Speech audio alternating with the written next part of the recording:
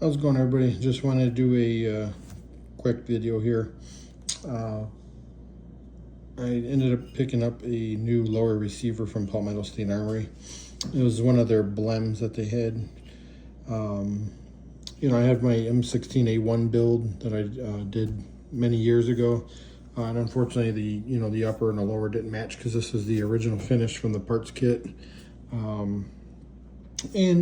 And I was like, man, it just doesn't look right. It's kind of two-tone. So finally, I ended up picking this up. Like I said, it's a blem, but it's their H&R line, and it's a property marked and everything, and M16A1. Of course, it has the Save Simeon Auto markings. Obviously, it's not full auto or nothing, of course, just for looks. Of course, Harrington Richardson marked.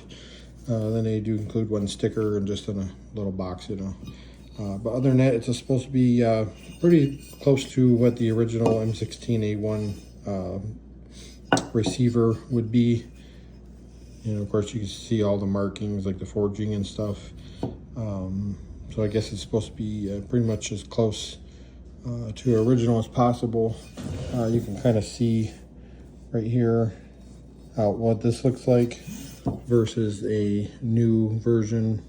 It's kind of pretty much like flat and solid, where this is more kind of like cut down some. So and of course back here is very smooth, so this of course is really rough. And again, they are pretty much trying to do like kind of how it was originally.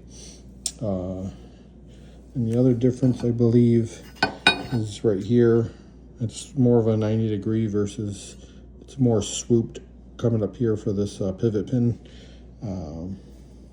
Trying to think what other differences there are. Of course, newer ones, they have the fired safe on the opposite side. And of course, the originals did not. I really don't know any other differences, unfortunately. Somebody else that might know more than me, that's more into all the details, you'll probably know all the differences. I just personally don't. So this one, of course, is the gray finish versus the anodized on like the newer style. Unfortunately, it doesn't really match the original either.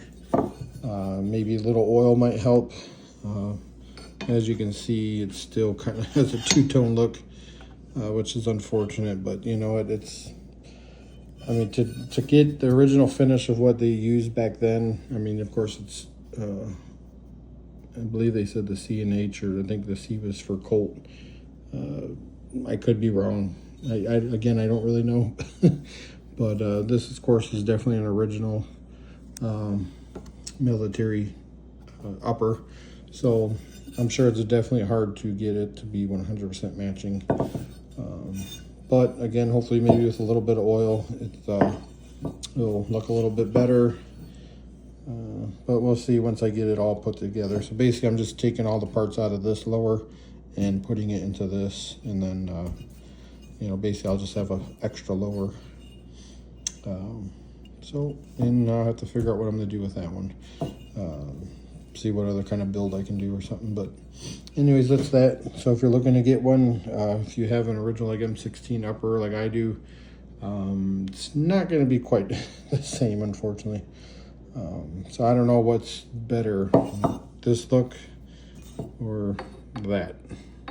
But at least with this, it's going to kind of look kind of cool because it's almost more original looking with the government marking, and it's a little bit more period correct. So that would be the only real main benefit with this one versus using this one. But that's it. If you have any questions, feel free to comment, and thanks for watching.